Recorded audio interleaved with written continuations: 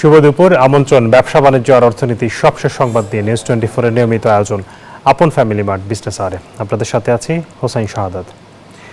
দর্শক, রাজধানীর ধানমন্ডিতে সিপিডির আয়োজিত নতুন সরকারের অর্থনৈতিক ও সামাজিক খাতে নীতি এবং প্রশাসনিক সিদ্ধান্তের 180 দিন ও এর তারপর এই শীর্ষক একটি ব্রিফিং চলছে। সেখানে সিপিডির পক্ষ থেকে বলা হয়েছে যে যুক্তরাষ্ট্রের সঙ্গে যেই রেসিপ্রোকাল ট্যারিফ চুক্তি হয়েছে সেটি বৈষম্যমূলক, এটি মসৃণ রূপান্তর কৌশল বাস্তবায়নের জটিলতা এবং দেশের উন্নয়নে বড় বাধা তৈরি করবে, এমনটা দাবি করেছে। তারা বলছে যে এলডিসি গ্র্যাজুয়েশনের আগে একটি কার্যকর মসৃণ রূপান্তর কৌশল বাস্তবায়ন জরুরি। এজন্য প্রধান বাণিজ্যিক অংশীদারদের সঙ্গে মুক্ত বাণিজ্য চুক্তি বা এফটিএ বা অর্থনৈতিক অংশীদার চুক্তি সেপা এগিয়ে নেওয়া প্রয়োজন, তারা বলছেন। সিপিডি আরও বলছে যে জাপানের সঙ্গে করা ইকোনমিক পার্টনারশিপ এগ্রিমেন্ট বা ইপিএ চুক্তি দেশের জ্বালানি রূপান্তর বিলম্বিত করতে পারে, এই অভিযোগ তুলে এটি পুনর্বিবেচনার দাবি জানিয়েছে সিপিডি। এর বাইরে তারা বলছে যে দেশে জীবাশ্ম জ্বালানি নির্ভর কোনো বিদ্যুৎ কেন্দ্র নির্মাণ না করার জন্য এই সরকারের প্রতি আহ্বান জানিয়েছেন এবং দেশের গ্যাস সংকট সমাধানে এলএনজি কখনো কার্যকর বিকল্প নয়, বরং গ্যাস কূপ খনন এবং খনিজ গ্যাস অনুসন্ধানের উপর গুরুত্ব দেওয়ার তাগিদ দেওয়া হয়েছে। এর বাইরে সাম্প্রতিক সময়ে আমরা বাংলাদেশ ব্যাংকের গভর্নর নিয়োগের যে প্রক্রিয়া সেটিকে তারা একটি দুর্বল পদক্ষেপ হিসেবে আখ্যায়িত করেছে। এই মুহূর্তে সেখানে কথা বলছেন সিপিডির সম্মানীয় ফেলো ডক্টর খন্দকার গোলাম মজেম। আমরা সরাসরি তার বক্তব্যে যাচ্ছি। পর্যায়ের কথা আমি একটু আপনার কাছে জানতে চাই, এই ক্ষেত্রে অন্তর্ভুক্তিমূলক নির্বাচনটা জাতীয় নির্বাচনে হয়েছে কিনা এবং স্থানীয় নির্বাচনটার ক্ষেত্রে অন্তর্ভুক্তিমূলক করতে সরকার কি কি পদক্ষেপ নিতে পারে বলে আপনার মানে থাকবে, সুপারিশ থাকবে আর কি, একটু যদি বলতে হয়। আপনারা তো অন্যদিকে নিয়ে যাচ্ছে। আমার ছেলেমেয়েরা এত কষ্ট করে এগুলো করছে, কালকে পেপারে খুলে দেখবে ওদের একটা কথাও নাই। জি, আসসালামু আলাইকুম। আমি আপনার এখান থেকে একটা বলবো যে কোনো সরকারের আগে যখন ইশতেহার ঘোষণা করে তখন একরকম থাকে, পরবর্তীতে সেটা চেঞ্জ হয়। আপনি সেটা বলেছেন যে আপনি এই নির্বাচনের পরে একজন মন্ত্রীর চাঁদাবাজি নিয়ে বক্তব্য শুনেছেন, তারপর ভোক্তা অধিকারের একজন কর্মকর্তাকে একজন সভাপতি যে মানে লাঞ্ছনা করেছে সেটাও দেখছেন। আমরা বিএনপির পক্ষ থেকে তার বিরুদ্ধে কোনো পদক্ষেপ নেওয়া হয়েছে কিনা জানতে পারিনি। সার্বিকভাবে নির্বাচনী মানে ইশতেহার ঘোষণা পর্যন্ত দলটির যে ছিল সেটা কিভাবে দেখছেন, আর এই অল্প বাহিনীতে তার মূল্যায়ন কিভাবে দেখবেন? ধন্যবাদ। আচ্ছা, আমি একটু মানে এগুলো দিচ্ছি, কিন্তু আমি আশা করবো যে এগুলো আপনারা হাইলাইট করবেন না। প্রথম প্রশ্নটি মাহুয়ের প্রথম প্রশ্নটি ভালো ছিল, সেটা হলো বৈশ্বিক যে নতুন করে যে যুদ্ধ শুরু হচ্ছে এটার কারণে জ্বালানি খাতে আমাদের চ্যালেঞ্জ তৈরি হবে কিনা। প্রথম যে এটির একটি দিক সেটা হলো যে এই সমস্ত কারণে সাপ্লাই চেইন গুলো নতুন করে অনিশ্চয়তার মধ্যে পড়ে। তখন যতই কারণ ইরানকে আক্রমণ করা মানে হচ্ছে আপনার যেন হরমুজ প্রণালী ব্যবহার করাটি তখন কষ্টকর হয়ে যায়। ঠিক একইভাবে পাকিস্তান আফগানিস্তানের যুদ্ধটিও হয়তো বিভিন্ন ক্ষেত্রে প্রভাব ফেলতে পারে। তো সেক্ষেত্রে সাপ্লাই চেইন গুলো ইন্টারাপ্টেড হলে অভ্যন্তরীণ বা বৈশ্বিক বাজারে তার এক ধরনের মূল্যজনিত প্রতিক্রিয়া থাকে, সেটি আপনাদেরকে বলা যায়। কিন্তু মনে রাখবেন যে এই মুহূর্তে আমাদের ভোক্তারা যে মূল্যে পেট্রোলিয়াম পাচ্ছে তার থেকে অনেক কম মূল্যে তারা বিশ্ববাজার থেকে আমদানি করছে। বরঞ্চ বলতে পারেন যে এই মুহূর্তে বিপিসি অনেক মুনাফায় আছে। উচিত ছিল এখন যদি কিছুটা বাড়েও, বরঞ্চ উচিত ছিল বিপিসি যদি এখানে মূল্য সমন্বয় করে ভোক্তাকে কিছুটা যদি রেহাই দেয় অথবা কিছুটা যদি নিম্ন সমন্বয় করে, সেই সুযোগ ছিল। অন্তত এইটুকু আশা করতে পারি যে বৈশ্বিক এই যুদ্ধ বিগ্রহের অজুহাতে যাতে কোনোভাবেই জ্বালানি তেলের মূল্য পরিবর্তনের যাতে কোনো উদ্যোগ না নেওয়া হয়। দ্বিতীয় যেটি বলা হলো সেটি হলো স্থানীয় সরকারের ক্ষেত্রে প্রশাসন। আমি এটা তো আগেও বলেছি আপনাদের, স্থানীয় প্রশাসনগুলো কে আরো বেশি জবাবদিহিতার মধ্যে আনা এবং তাদেরকে আরো ব্যবহার করা, অন্তর্ভুক্তিমূলক করা। এই জায়গায় আমি জাতীয় নির্বাচনের সময় অন্তর্ভুক্তির বিষয়টি বলেছিলাম। একটা জিনিস আমি সবসময় আমার কাছে বিশ্বাস করি আমি, সেটা হচ্ছে যে কোনো নির্বাচন যত বেশি প্রতিদ্বন্দ্বিতামূলক হবে, যত বেশি জনগণের অংশগ্রহণ থাকবে, তত বেশি নির্বাচিত সরকার বা নির্বাচিত প্রতিনিধিকে তত বেশি জবাবদিহির মধ্যে রাখা যাবে। সুতরাং সেরকম একটি জায়গা থেকে যখন একটি বড় দল নির্বাচনের বাইরে রাখা হয়েছে, তাতে করে আমার ধারণা যে এই প্রতিদ্বন্দ্বিতার জায়গাতে একটা ব্যত্যয় হয়েছে। সুতরাং এই জায়গাটিতে যদি এই তৃতীয় দলটি যদি থাকতো, তাহলে নির্বাচন আরো বেশি প্রতিদ্বন্দ্বিতামূলক হলে এই সরকারকে আরো বেশি জবাবদিহিমূলক রাখার কাজটি তুলনামূলকভাবে আরো ভালোভাবে করা যেত বলে আমার কাছে মনে হয়। ঠিক সেই একইভাবে স্থানীয় সরকারে যখন এই মুহূর্তে নির্বাচন আসতে যাচ্ছে, সেই স্থানীয় সরকার নির্বাচনের ক্ষেত্রেও আমরা মনে করি যে আমরা এখনো জানি না যে এটা আসলে রাজনীতিক ব্যানারে হবে না ব্যক্তি ব্যানারে হবে, সেটা এখনো পরিষ্কার না। যদি ব্যক্তি ব্যানারে হয় তাহলে তো আমার ধারণা যে সুযোগটি তুলনামূলকভাবে সহজভাবে উন্মুক্ত করা যাবে। রাজনৈতিক পরিচয় যে কেউই যদি অংশগ্রহণ করতে চায় তার রাজনৈতিক পরিচয়কে যাতে কোনোভাবে অপব্যবহার না করেন সরকার বা আইন শৃঙ্খলা রক্ষা বাহিনী। যদি এটা হয় দলীয় পরিচয় হয়, তাহলে সেই জায়গাটিতেও আমরা মনে করি যে সকল দলের অংশগ্রহণটি বরঞ্চ এই জায়গাতে নির্বাচনগুলোকে আরো অংশগ্রহণমূলক করবে এবং স্থানীয় পর্যায়ে আরো বেশি জনগণের সুবিধা প্রাপ্তিটি আরো সহজতর করবে এবং ইতিবাচক করবে। আমার প্রশ্ন আর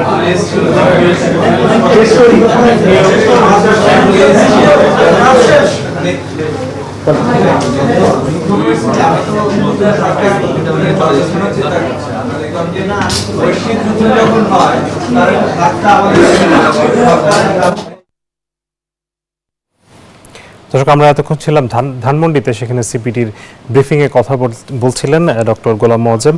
আমরা এই মুহূর্তে যেতে চাই আলোচনায়। আমাদের সাথে দুজন অতিথি উপস্থিত হয়েছেন, স্টুডিওতে উপস্থিত হয়েছেন জনাব ডক্টর মাহফুজ কবির, অর্থনীতি বিশ্লেষক, এবং আমাদের সাথে উপস্থিত হয়েছেন জহিরুল হক ভুইয়া, মহাসচিব বাংলাদেশ দোকান মালিক সমিতি। আপনাদের দুজনকে স্বাগত জানাচ্ছি আজকের এই আয়োজনে। আমরা আজকে যে আলোচনাটা করব সেটা হচ্ছে আসলে নতুন সরকার আসার পরে ব্যবসা বাণিজ্যের পরিবেশে কোনো পরিবর্তন, ইতিবাচক পরিবর্তন এসছে কিনা, যেটি নিয়ে আসলে বলা হচ্ছিল যে একটি রাজনৈতিক সরকার আসলে ব্যবসার পরিবেশে পরিবর্তন আসবে, ব্যবসার গতি ফিরবে। সে বিষয়টা নিয়ে কথা বলবো। সামনে ঈদ আছে, রমজান চলছে, এই ব্যবসা বাণিজ্য নিয়ে কথা বলবো, যেহেতু আমাদের সাথে দোকান মালিক সমিতির মহাসচিব আছেন। তবে তার আগে আমি একটু সিপিডি ব্রিফিং নিয়ে আমি একটু ডক্টর মাহফুজ কবির আপনার কাছে যেতে চাই।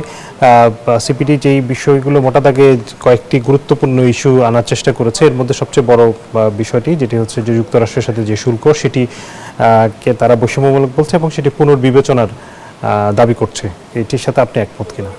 হ্যাঁ, এখন কিন্তু আসলে প্রেক্ষাপট তৈরি হয়ে গেছে। তার কারণ আগের যে রেসিপ্রোকাল ডিউটি যেটা আসলে সুপ্রিম কোর্টে যে বাতিল করেছে, তো সেটার পরিপ্রেক্ষিতে তো এখন সংশোধনের যথেষ্ট সুযোগ রয়েছে এবং এটা করণীয়।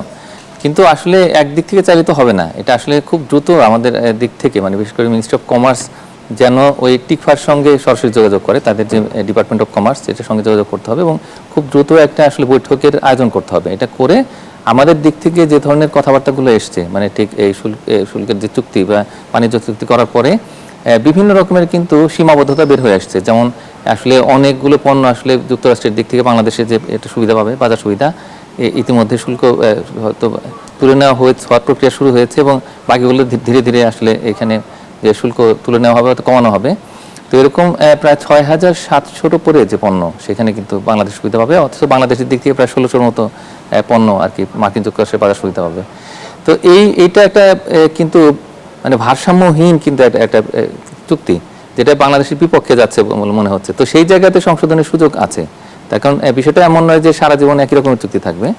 আর দ্বিতীয় যে বিষয়, সেটি হলো যে বাংলাদেশ থেকে মানে বিনা শুল্কে কিন্তু কোনো কিছু যাবে না মার্কিন যুক্তরাষ্ট্রে, শুধুমাত্র অতিরিক্ত যতটুকু শুল্ক আরোপ করা হয়েছে সেইটুকুই শুধু মকুব করা হবে। এরকম অল্প কিছু পণ্য আছে, এর মধ্যে একটা হচ্ছে এটা কি যে আমাদের যে তুলা, তাদের যদি আমরা কাঁচামাল ব্যবহার করি, বিশেষ করে যুক্তরাষ্ট্রের তুলা ব্যবহার করলে তো শূন্য শুল্কের কথা বলা হচ্ছে। শূন্য শুল্কটা কিন্তু এই শুধুমাত্র অতিরিক্ত যতটুকু হয়েছিল ততটুকু, তাই কি?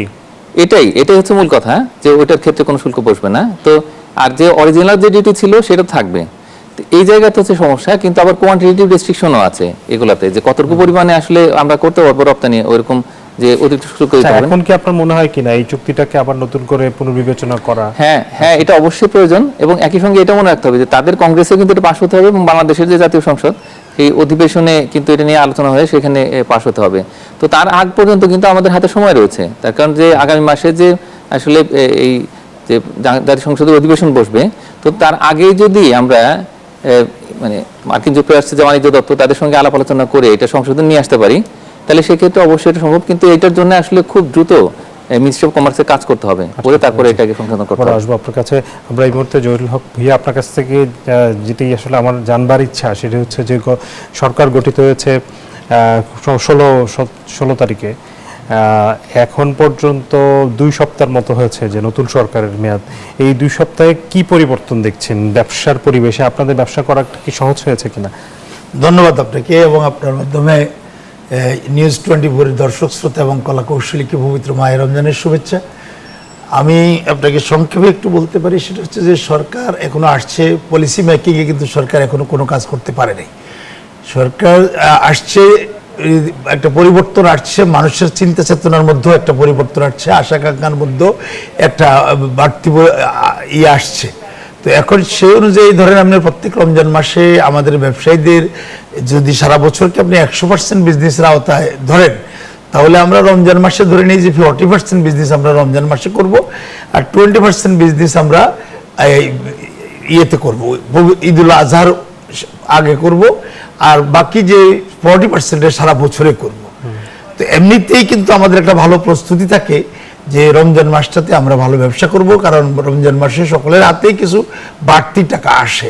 যেমন যারা চাকরি বাকরি করেন, প্রাইভেট হোক অথবা গভর্নমেন্ট হোক, এই ওনাদের হাতে একটা বোনাস আসে, 2 মাসের বেতন চলে আসে কখনো কখনো, এবারও হয়তো তাই হতে পারে। তো সেই ক্ষেত্রে মানুষের মধ্যে একটা পরিবর্তন আসছে। এখন দুঃখজনক বিষয় হচ্ছে যে এই আজকে যেটা দেখলাম যে আপনার ইসরায়েল ইরানকে হামলা করেছে এবং ওইদিকে পাকিস্তান এবং আফগানিস্তানের মধ্যে যুদ্ধ বেঁধে গেছে। এটার কিন্তু একটা এফেক্ট আমাদের ব্যবসাতে পড়বে নিঃসন্দেহে।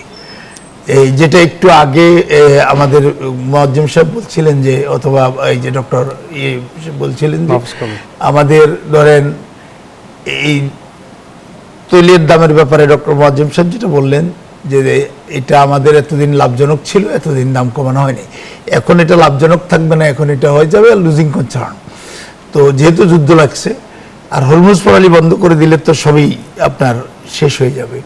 তো সেজন্য আমরা আজকের এই যে 2টা যুদ্ধের পরিপ্রেক্ষিতে আমরা আবার ভাবছি আর কি যে এই যুদ্ধের এফেক্টটা এই রমজান মাসের ব্যবসার উপরে পড়বে কিনা, এতে আমরা কিছুটা হইলেও দুশ্চিন্তাগ্রস্ত আর কি।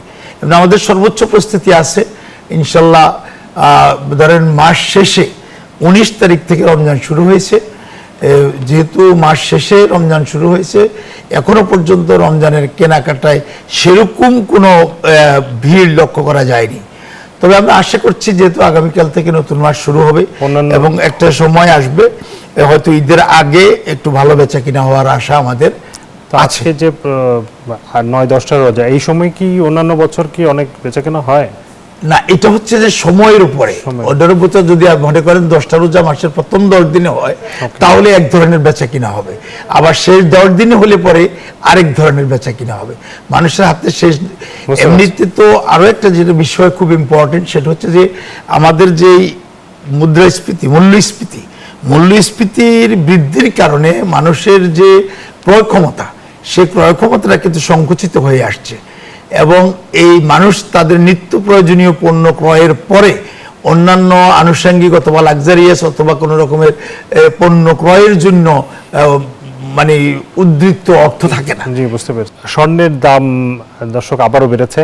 বাংলাদেশ জুয়েলার্স অ্যাসোসিয়েশন থেকে গতকাল ভরিতে 4,374 টাকা বাড়ানো হয়েছে। 22 ক্যারেটের ভালো মানের সোনার দাম প্রতি ভরি এখন বিক্রি হচ্ছে 2,65,414 টাকায়।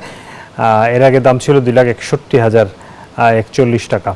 শনিবার এ সংক্রান্ত প্রজ্ঞাপন জারি করে বাজুস এবং আজ থেকে সেটি কার্যকর হয়েছে। বিজ্ঞপ্তিতে বলা হয়েছে তেজস্ক্রিয় স্বর্ণের মূল্য বেড়েছে, ফলে সার্বিক পরিস্থিতি বিবেচনায় স্বর্ণের নতুন দাম নির্ধারণ করা হয়েছে। যদিও মূল কারণ হলো বিশ্ববাজারে সোনার দাম আবারও বেড়েছে। এর আগে গত সপ্তাহে 2বার সোনার দাম বাড়ানো হয়, সেবার 2 দফায় সোনার দাম বাড়ে 5,482 টাকা, এবার 1 দফায় বাড়লো 4,000 টাকার বেশি। দর্শক, আমরা আলোচনা করছিলাম, আমাদের সাথে উপস্থিত আছেন অর্থনীতিবিদ ডক্টর মাহফুজ কবির এবং জহিরুল হক চৌধুরী, দোকান ভুইয়া দোকান মালিক সমিতির মহাসচিব। আমরা আপনাদের কাছে আলোচনায় ফিরবো। আমাদের হাতে কিছু সংবাদ আছে, পত্রিকার প্রধান শিরোনাম আমরা একটু দেখতে চাই। দ্য বিজনেস স্ট্যান্ডার্ড পত্রিকা শিরোনাম করেছে যে বড় পরিবর্তনের পথে পরিবহন খাত, অগ্রাধিকার পাচ্ছে রেল। আমরা জানি যে আমাদের আসলে পরিবহনের 80% সড়ক পথে হয়ে থাকে, সেখান থেকে সরকার আসলে রেল পরিবহনটাকে আরও একটু ঢেলে সাজাতে কথা পরিকল্পনা করছে, সেটি সংবাদ করেছে বাংলাদেশ প্রতিদিন। বলছে যে রাজনীতিতে স্বস্তি ফিরলে অর্থনীতিতে ঝুঁকি বেড়েছে। তারা নানান ধরনের সূচক দিয়ে অর্থনীতির ঝুঁকি পরিমাপ করেছে। অক্সফোর্ড ইকোনমিক্সের ইকোনমিক্সের একটি প্রতিবেদনকে তারা আসলে কোট করে এই সংবাদটি করেছে। দৈনিক কালের কণ্ঠ বলছে অ্যাকশন প্ল্যান করছে সরকার, পর্যালোচনা হবে যুক্তরাষ্ট্রের বাণিজ্য চুক্তি, যুক্তরাজ্য ইউর সঙ্গে আলোচনার উদ্যোগ। এটি নিয়ে আমরা আলোচনা করছিলাম। দ্য বিজনেস স্ট্যান্ডার্ডের আরেকটি সংবাদ, বাংলাদেশের এলডিসি থেকে উত্তরণে 3 বছর পেছানোর আবেদন পর্যালোচনায় সম্মত জাতিসংঘ। এটি একটি ভালো খবর আমরা বলতে পারি। দ্য ডেইলি স্টার তারা বলছে যে রমজানের দ্বিতীয় সপ্তাহে রাজধানীতে বাজারে স্বস্তি, নিত্যপণ্যের বাজারে স্বস্তি। বলছে যে পণ্য যেভাবে করে দাম বেড়েছিল শুরুর দিকে সেটি কমে এসছে। আমি জনাব মাহফুজ কবির আপনার কাছ থেকে জানতে চাইবো যে সরকারের যেসব কমিটমেন্টগুলো আমরা দেখেছি নির্বাচনী ইশতেহারে, সেই জায়গাগুলোতে অর্থনীতির গতি ফেরানো এবং কর্মসংস্থান তৈরি করা এবং এর জন্য বিনিয়োগ ফেরানো। আমরা গতকাল অর্থমন্ত্রীকে বলতে শুনলাম যে তিনি আবারও ট্যাক্স বাড়ানোর পরিকল্পনা করছেন। এইটির সাথে অর্থনীতির গতি ফিরবে কিনা এই ট্যাক্স বাড়ালে? হ্যাঁ, মাননীয় অর্থমন্ত্রী কিন্তু দুটো বিষয় বলেছেন। একটা হচ্ছে যে ব্যবসা বাণিজ্যের গতি বাড়ানো, আর একই সঙ্গে যে কর বাড়ানো। যদি আসলে এই ব্যবসা বাণিজ্য না বাড়ে তাহলে সেক্ষেত্রে তো কর আসলে নতুন করে আর আদায় করা যাবে না। এটা একটা বিষয়। তো সবসময় আমাদের তো নানা রকমের যে পরিকল্পনা থাকে, বিশেষ করে যে বিএনপি নির্বাচনী ইশতেহার, সেখানে কিন্তু অনেকগুলো অগ্রাধিকারের কথা বলা হয়েছে এবং সেখানে ফ্যামিলি কার্ড থেকে শুরু করে যে কৃষকদেরকে যে সহায়তা দেওয়া হবে সেগুলো আমরা আলোচনা করেছি এখানেই। তো সেগুলো সহ সামাজিক নিরাপত্তা বেষ্টনীতে কিন্তু বড় রকমের পরিবর্তন আছে এবং এটি ছাড়াও কর্মসংস্থান, তারপর বিদেশি বিনিয়োগগুলোর কথা বলা আছে। তো সবকিছু করার জন্য অর্থ লাগবে। এটা অর্থটা আসবে কোত্থেকে? আসবে কিন্তু রেভিনিউ থেকে। তো এখন রেভিনিউ কিন্তু আসবে আবার সেই ব্যবসা থেকে। তো সুতরাং ব্যবসাটাকে আগে হাত দিতে হবে। তো এই জায়গাতে ব্যবসার পরিবেশ সুন্দর করা এবং একই সঙ্গে ব্যবসার খরচ কমানো। কিন্তু আপনার কাছে কি মনে হয় যে ব্যবসার পরিবেশ ফিরিয়ে আনা বা ব্যবসার গতি ফেরার আগেই শুরুতেই কর বাড়ানোর মতো একটি মেসেজ দেওয়া এবং সেটি যদি খুব তাড়াতাড়ি বাস্তবায়ন হয় সেক্ষেত্রে ব্যবসায়ীরা আরেক দফা একটা সংকটের মধ্যে পড়বে কিনা? এখন সামনে বাজেট আছে আমাদের, হ্যাঁ। তো আমার মনে হয় যে অর্থমন্ত্রী কিন্তু সেদিকে হয়তো ইঙ্গিত করেছেন যে সামনের দিনগুলোতে, বিশেষ করে যখন বাজেট বাস্তবায়ন হবে, নতুন বাজেট যে আসা, এই সময়টাতে হয়তো করের ক্ষেত্রে পরিবর্তন থাকতে পারে। কিন্তু তার আগে হয়তো ব্যবসায়ীদের সঙ্গে আলাপ আলোচনা করবে। তবে মূল কথাটা হচ্ছে কি যে ট্যাক্সের নেটটা কিন্তু বাড়ানো যায়, মানে যতটুকু বেজ আছে ওটা রেখে ট্যাক্সের নেটটা যদি বাড়ানো যায়, একটু প্রোগ্রেসিভ করা যায়, তাহলে সেই ক্ষেত্রে কিন্তু এই যে কর সংগ্রহের ক্ষেত্রে যে লক্ষ্যমাত্রা আমরা বারবার নির্ধারণ করি এবং বারবার কিন্তু সেখানে ব্যর্থ হই, তো সেই ব্যর্থতার বৃত্ত থেকে বের হয়ে তো আমাদের আসতে হবে। তো সেটার জন্য বাস্তবসম্মত এবং ব্যবসায় বান্ধব কর কাঠামো যদি আমরা তৈরি করতে পারি, তাহলে সেই ক্ষেত্রে আমি মনে করি যে তখন ব্যবসা প্রথমে বাড়াতে হবে এবং একই সঙ্গে এইভাবে করে আসলে অর্থটা আদায় করতে হবে। আরেকটি বিষয় হচ্ছে যে আমরা দেখতে পাচ্ছি যে কৃষকের ঋণ মওকুফ করা হলো 10,000 টাকার বেশি পর্যন্ত যেসব ঋণ ছিল, সেখানে একটা বড় অঙ্কের প্রায় 1,500 কোটি টাকার একটা সরকারের উপর চাপ তৈরি হয়েছে। সেই টাকাটা আসলে কোত্থেকে আসবে? সেটি কি এক্সিস্টিং যে বাজেটের বরাদ্দ আছে সেখান থেকে যাবে কিনা? তাহলে অন্য জায়গায় কোথায় কাটছাট করতে হবে? এই প্রশ্নগুলো আসছে। আরেকটা বিষয় হচ্ছে যে ফ্যামিলি কার্ড বা কৃষক কার্ড এগুলো যখন বাস্তবায়ন করতে যাবে তাহলে তো হিউজ একটা প্রেশার সরকারের উপর পড়বে এবং বড় অঙ্কের প্রেশার পড়বে। সেই অর্থায়নের কোনো পরিকল্পনা কি সরকারের আছে? না, এই মুহূর্তে কিন্তু এটা পাইলট আকারে এটা বাস্তবায়ন হতে যাচ্ছে এবং অনেক যাচাই বাছাই হবে।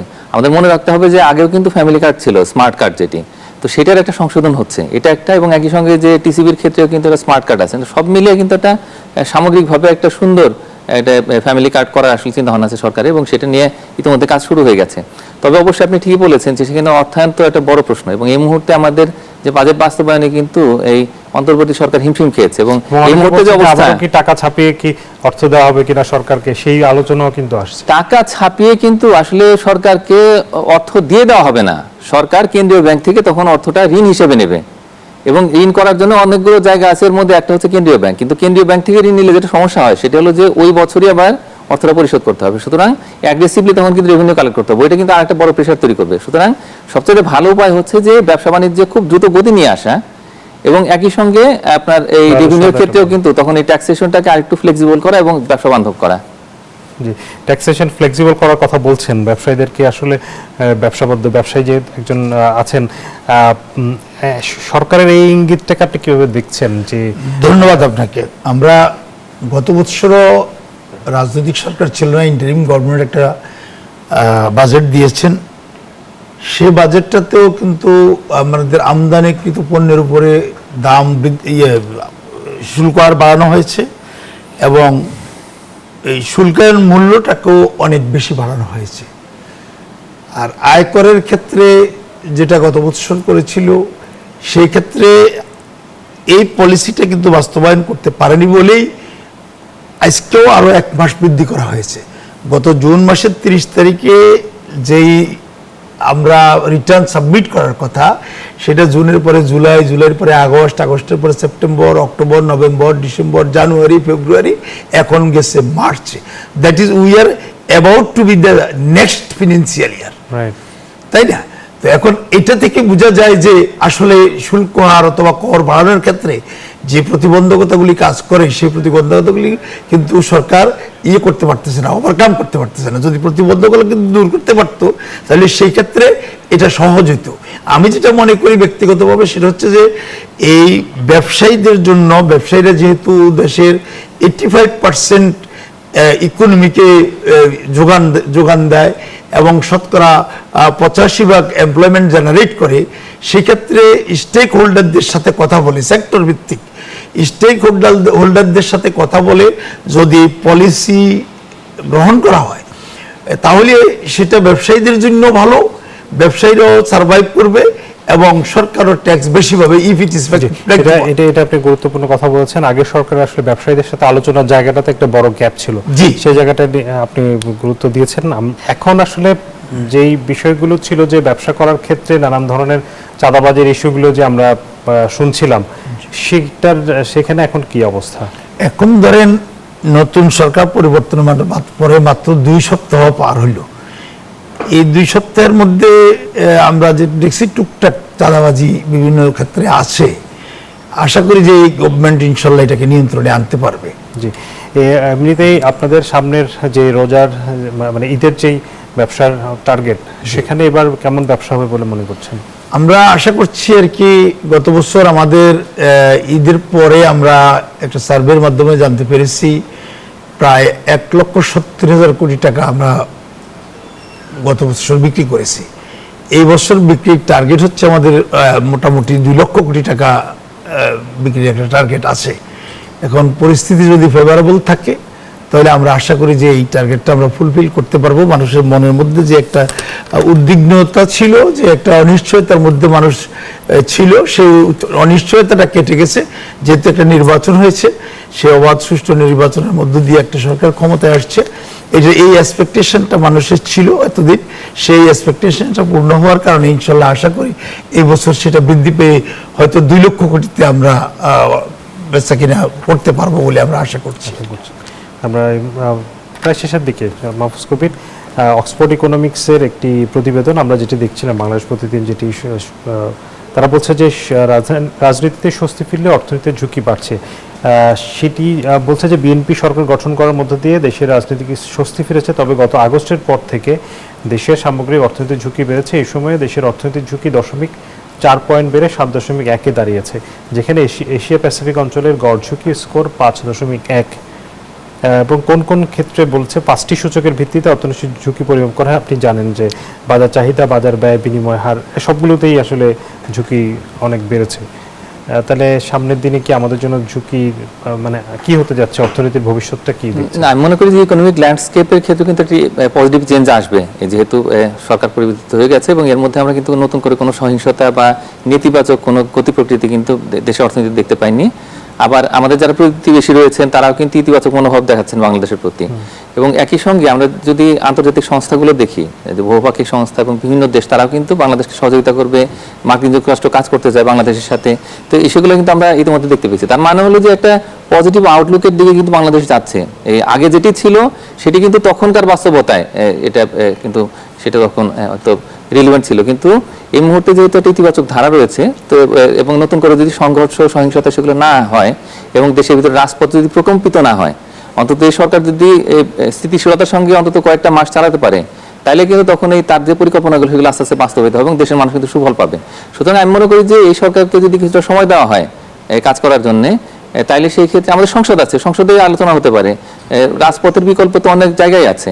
তো এখন সেই জায়গাতে আমি মনে করি একটু নজর দেওয়া উচিত। সবাই যদি দেশের ভালো চান তাহলে সেটা করতে হবে, এটা একটা। আর দ্বিতীয় বিষয়টা হচ্ছে যে আমাদের সামনে আসলে কয়েকটা বড় চ্যালেঞ্জ আছে। এর মধ্যে একটা চ্যালেঞ্জ হচ্ছে যে এই আমাদের এক্সপোর্ট গ্রোথটা যে নেগেটিভ অবস্থাতে আছে বেশ কয়েক মাস ধরে আমরা দেখতে পাচ্ছি, অগাস্ট থেকেই।